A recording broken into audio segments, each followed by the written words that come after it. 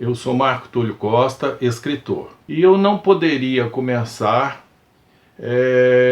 essa série senão por aquele que foi o meu livro inaugural. O Mágico Desinventor teve sua primeira edição em 1981 pela editora Record do Rio de Janeiro.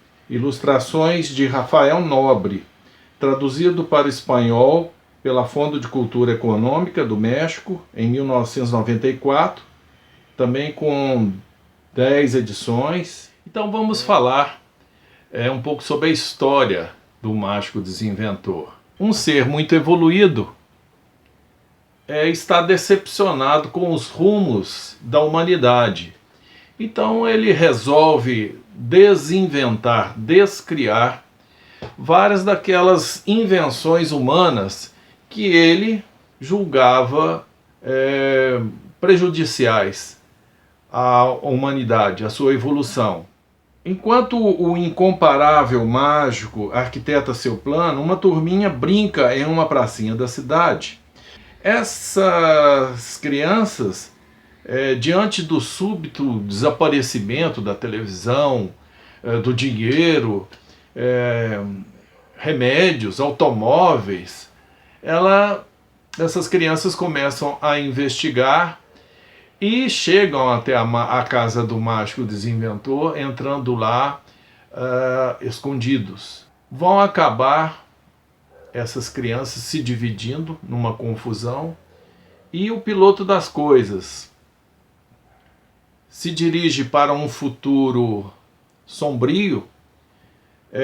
A humanidade está vivendo num mundo poluído, em que as pessoas precisam de máscaras para ir lá fora, né? E o próprio ser humano está em mutação pela necessidade de sobreviver numa atmosfera tão ruim. Enquanto isso, o outro grupo ele vai para um mundo de acrílico, um mundo totalmente limpo, um mundo sem natureza, em que as máquinas têm os seres humanos como seus brinquedos. A história, evidentemente, leva a uma reflexão sobre o papel da criança, o papel do jovem, o papel da pessoa na construção de sua própria história. E é isso que o livro propõe, com uma grande reunião das crianças discutindo aquilo que o Mágico Desinventor havia feito. Bom, e qual foi o contexto em que foi escrito o livro? O Brasil, no final dos anos 70, ele estava ainda nos anos de chumbo, dentro do regime militar. A floresta amazônica, por exemplo, era um adversário a ser vencido. Pensava-se na ocupação do oeste. E não havia nada, nenhuma preocupação com relação à questão do ambiental. Uma cidade como Cubatão, por exemplo, era o símbolo do desenvolvimento. Então, o desenvolvimento estava intimamente ligado à poluição. Nas escolas, portanto, este era um tema que estava chegando, era um tema muito novo. Em 1977, eu cheguei à rodoviária do Rio de Janeiro, levava nas costas uma mochila com a máquina Hamilton, desmontada, muito pesada, era uma máquina grande, as minhas roupas, peguei um ônibus até a Praça 15 e de lá atravessei para Niterói. A travessia da Baía da Guanabara na barca Rio-Niterói me proporcionou uma visão muito triste da Bahia. Era uma água grossa, toda manchada de óleo, em que boiavam todas as espécies de porcaria, né? Havia muito lixo boiando naquelas águas. E isso causou-me um grande impacto, né? Quando eu cheguei a Niterói, para piorar ainda as coisas, havia uma greve de lixeiros e a cidade, os próprios moradores estavam chamando de lixerói. Depois de conversar com os meus amigos, arrumei uma pensão e fui morar ali no São Domingos, que ficaria próximo, inclusive, da faculdade que mais tarde eu iria cursar, o IACS, que é a Faculdade de Comunicação da Universidade Federal Fluminense. Este quarto de pensão ficava no segundo andar de um sobradinho, e onde se chegava por uma escada de madeira, fazia muito barulho. Aliás, essa escada eu utilizei lá no Mágico Desinventor também. E quando eu não estava procurando emprego para me manter, eu me sentava lá e ficava sozinho, aproveitando a ausência dos outros 3 inquilinos. Bom, nesse clima desfavorável, né, aquele rapaz de 22 anos, então, inventou o seu alter ego, que era um ser poderoso que poderia livrá-lo dos seus problemas também. Lógico que eu coloco aí os problemas do mundo, né? Então, esse mágico desinventor surgiu para solucionar aquelas questões que tinham me impactado de início. Como muitos da minha geração, era um contista.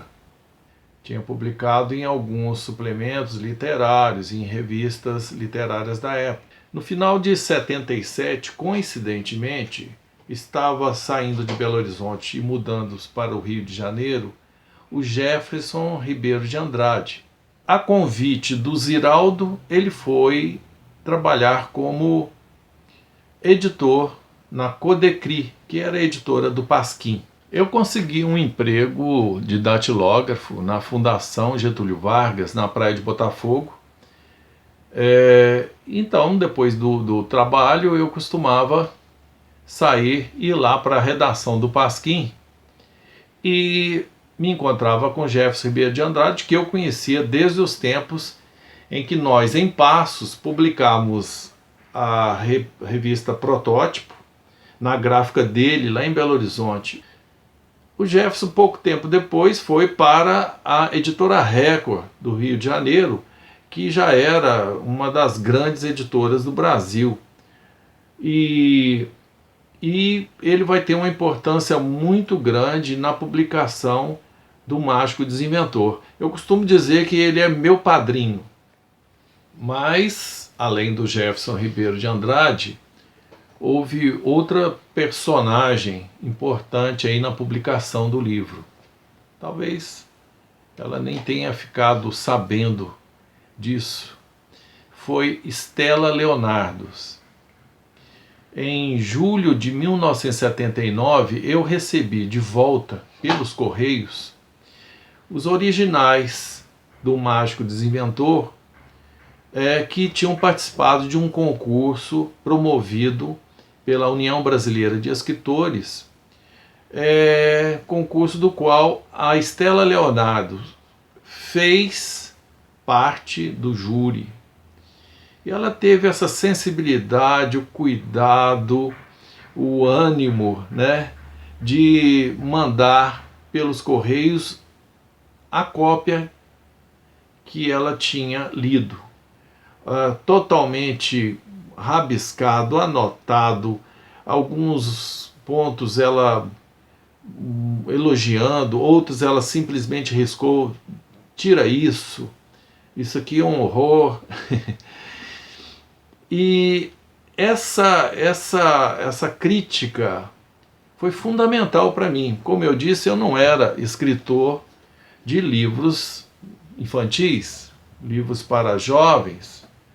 Então eu, que era muito tímido, baixa autoestima, fiquei estimulado, né, pelas orientações da Stella Leonardo. Eu percebi que depois de ter trabalhado, seguido as orientações, eu tinha um original.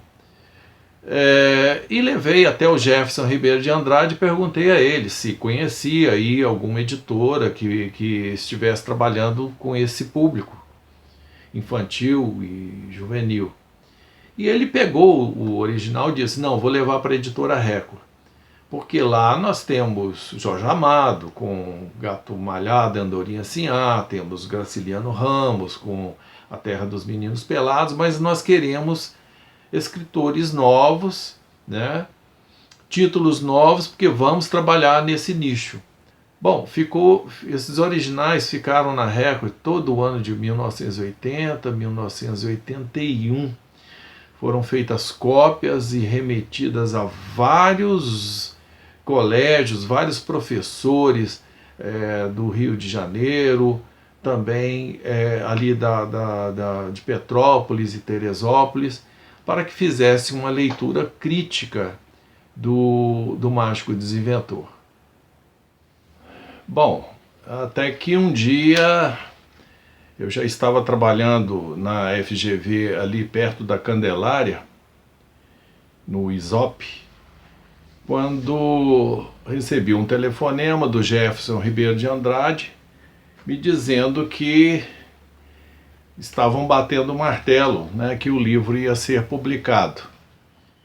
E o Jefferson falou assim: nós batemos o martelo porque chegou uma carta aqui de muito peso, do professor Maurício Cardoso de Melo e Silva, lá de Petrópolis. No final, a carta é um pouco longa, está parte dela aqui, inclusive, na orelha das primeiras edições.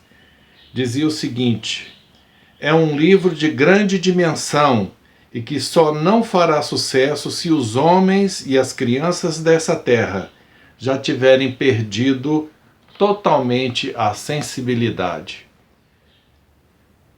Em 2021, vamos comemorar 40 anos da publicação de O Mágico Desinventor.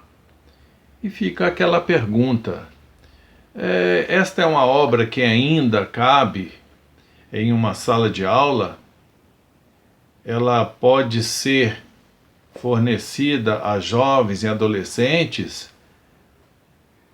As questões fundamentais abordadas no Mágico Desinventor: o relacionamento do homem com as tecnologias.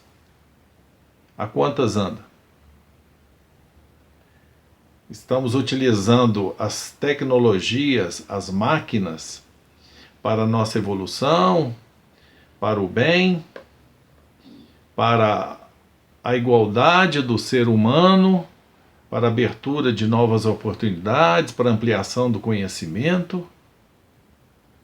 Ou essas tecnologias estão sendo utilizadas para a dominação, para privar o conhecimento? Então, acho que a discussão ainda cabe. E com relação ao meio ambiente? Mais ainda. Eu sou de uma época em que perguntava-se às crianças na escola: olha, você sabe me citar 4 animais úteis? A noção de útil era relacionada a economicamente explorado. Então a gente citava a vaca, a galinha, o cavalo, o burro, e ganhávamos um 10 e deveríamos ganhar um 0. Mas está aí. Por isso que se pensa ainda hoje que no lugar da árvore, o capim, no lugar da onça, do jacaré, que não servem para nada, o boi. A questão da ecologia, a luta pelo meio ambiente, ela continua muito pertinente. Enquanto alguém perguntar: para que serve o hipopótamo? E o mico-leão serve para quê? Nós vamos muito mal. Porque a pergunta com relação ao meio ambiente é: qual o papel do ser humano?